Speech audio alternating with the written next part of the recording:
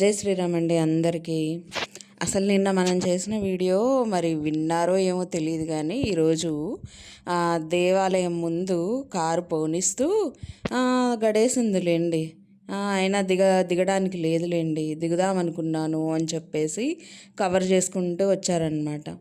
అసలు ఎన్నిసార్లు మన ముందు వీడియోస్లో వెళ్ళొస్తాను అని దీర్ఘాలు తీసిన వాళ్ళు ఇన్నిసార్లు కూడా దిగడానికి వీలు కుదరలేదా?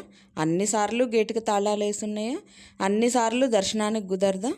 అసలు ఏమన్నా కవర్ చేసుకుంటారంటే జనాలు మరీ బీభత్సమైన కవరింగ్. ఇదేదో నిన్నటి వీడియో మొన్నటి వీడియో అంటారా? కాదు, మళ్ళీ అది ఎప్పటిదో పురాతన కాలం, పాచిపట్టిన కాలం నాటి వీడియో. అంటే ఎప్పుడు ఏ మూమెంట్ దొరికినా ఫోన్లో అలా పక్కన పెట్టేసుకొని, మనకి ఖాళీ ఉండదు కదా, మనం 24 గంటలు ఫుల్ బిజీ కదా. సో అంత బిజీ మీద ఉన్నప్పుడు మనకి రిలీజ్ చేయడం కుదరదు కదా.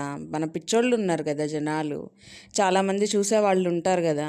సో వాళ్ళ కోసం ఎప్పటియో పాచి తీసుకొచ్చి ఫ్రెష్ అన్నా సరే చూసేస్తారు కాబట్టి అలా వదిలేస్తే అయిపోతుంది. రోజుకి 2 3 ఒక 10 వదిలినా మనకి వీడియోలు తరగవు.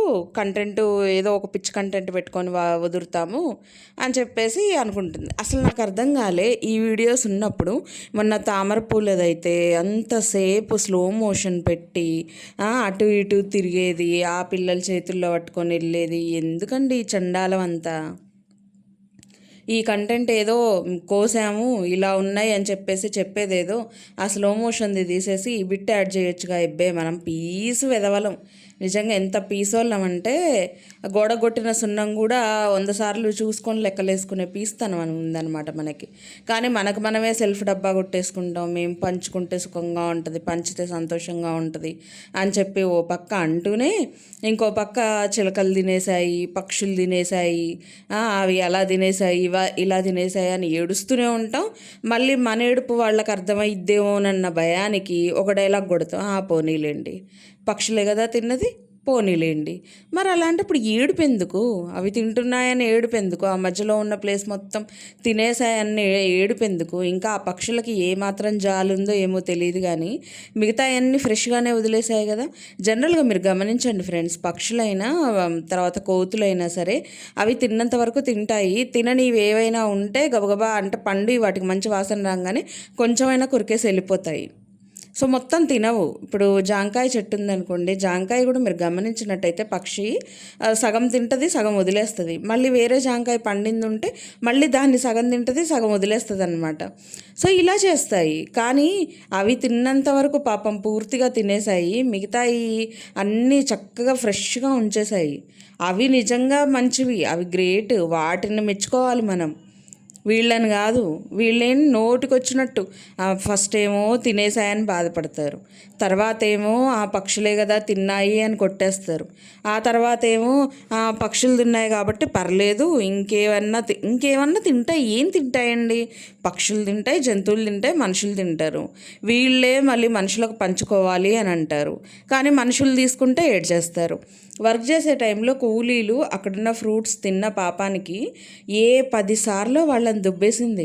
ఒక విడత కాయలన్నీ పోయాయండి, వాళ్ళు తినేశారు అని చెప్పేసి ఏడుపు. ఇప్పుడు ఒక 10 సార్లన్నా ఆ ఏడుపు తెలుస్తుంది మనకు, వీడియోస్లో అంటానే ఉంటారు. మళ్ళీ పైగా మేము పంచుకుంటే మాకు సంతోషం, చేతి నిండా ఇచ్చుకుంటే సంతోషం. ఇన్నిట్లలో ఏది నిజము ఏది అబద్ధం? కాకపోతే చెప్పేదేమో ఇలా చెప్తారు, చేసేదేమో మనకంటే కనిపిస్తుంది కాబట్టి వాళ్ళు చేసేదే మనం నమ్ముదాం.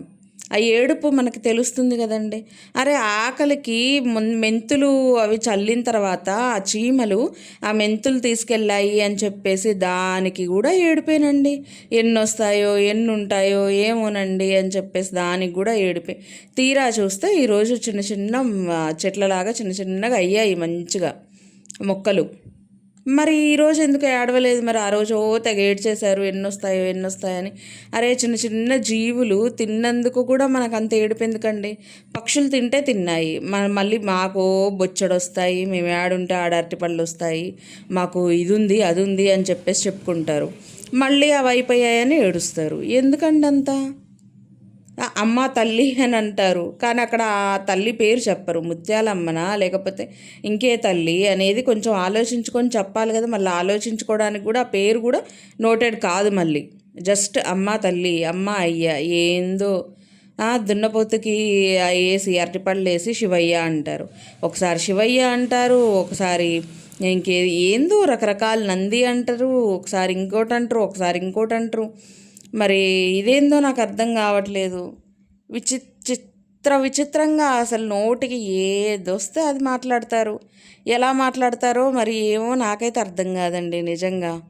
ఎప్పటిదో అంట ఎంగేజ్మెంట్కి సంబంధించింది, అది ఇప్పుడు రిలీజ్. మళ్ళా పాతవి మురిగిపోయిన వీడియోలన్నీ ఇందులోకే. ఏముందండి అందులో?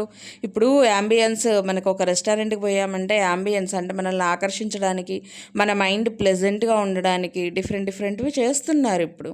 ఎందుకంటే ఉండే అక్కడ ఒక గంట సేపు అయినా చాలా మైండ్ చాలా ప్లెజెంట్గా ఉండడానికి డబ్బులు తీసుకొని చేసేవాళ్ళు వాళ్ళే అట్లా చేస్తుంటే సాటిస్ఫాక్షన్ తోటి ప్రశాంతంగా ఆనందంగా పెళ్ళిళ్ళు చేసుకునే వాళ్ళు చక్కగా గ్రీనరీలో పెట్టుకోవడంలో విచిత్రం ఏంటండి?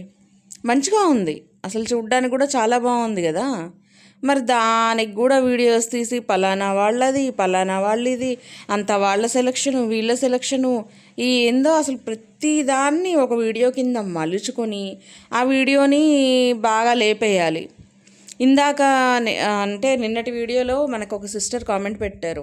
నేను ఆ సిస్టర్ కామెంట్ పెట్టిన వీడియో చూడలేదు, కానీ ఆ సిస్టర్ పెట్టిన తర్వాత నాకు క్లారిటీగా అర్థమైంది.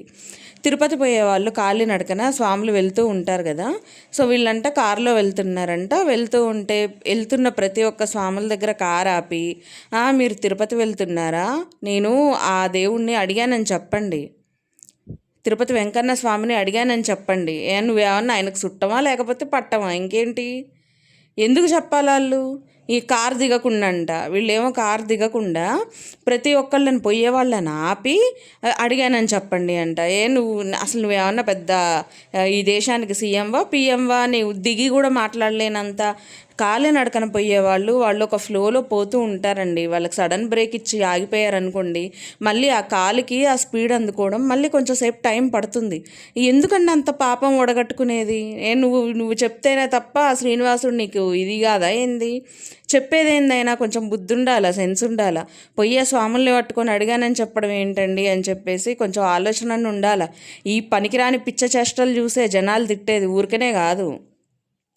నీకు అంతగా ప్రేమ ఉంటే నువ్వు కూడా నడుచుకుంటూ పో, వెళ్ళి దర్శనం చేసుకోనరా. నువ్వు అడగడం కాదు, పోయి దర్శనం చేసుకోనరా. నువ్వేమన్నా ఆయన వియ్యప్రాలువా లేకపోతే ఇంకేమన్నా అడిగినా అని చెప్పండి అంట. ఇంక నీ పేరే చెప్పాలి, చెప్పక వాళ్ళేమో ప్రశాంతంగా కాలి నడకన పోతుంటే నిన్ను చూసి నువ్వు అడిగామని చెప్పాలంట. నువ్వెవరో తెలియదు, నువ్వెవతో తెలియదు, ఏందో తెలియదు, ఏం తెలియదు వాళ్ళకి. వాళ్ళు ఎందుకు చెప్పాలా నువ్వు అడిగావని? నీ పేరు తెలుసా, కొస తెలుసా, మొదలు తెలుసా?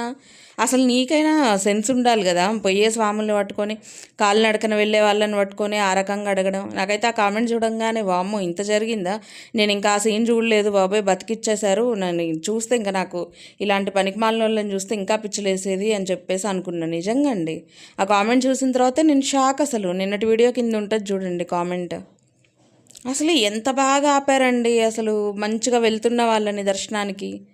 అది చాలా తప్పండి, చాలా పాపం కూడా. వీళ్ళు ఏదో వీడియోల కోసం దిక్కుమాలిన అడ్డమైన గడ్డి తింటారేమో కానీ ఆ వీడియోలు లేకపోతే వీళ్ళు జీరో. నన్ను అడిగితే అసలు జీరో. ఎవరికైనా ఒక టైం వస్తుందండి, దేవుడు కూడా చూసి ఒకేసారి వేసే ముట్టికాయ ఇంకా కోలుకోలేనంత విధంగా ముట్టికాయ వేస్తాడు. అది గుర్తుంచుకోవాలి ఎవరైనా సరే. తప్పు ఒప్పు అనేది తెలుసుకొని చెయ్యాలి ఏదైనా. ఏదో మనకు తోస్తే చేసేసాము, అది వీడియోలో పెట్టేశామంటే కాదు. ఏందనండి బాబు, మనుషులు ఇలా కూడా బిహేవ్ చేస్తారా అని అనిపిస్తుంది ఒక్కోసారి నాకైతే. సో ఇది అండి వీడియో అయితే. మీ అందరికీ నచ్చిందని అనుకుంటా. నచ్చితే లైక్ చేయండి, షేర్ చేయండి, అలాగే సబ్స్క్రైబ్ చేసుకొని పక్కనే ఉన్న బెల్ కూడా కొట్టేయండి. అప్పుడే నేను చేసే వీడియో నోటిఫికేషన్స్ మీ దాకా వస్తాయి. Thank you so much for watching. ఇంకో మంచి వీడియోతో మేము ముందుకు వచ్చేస్తాను. బాయ్.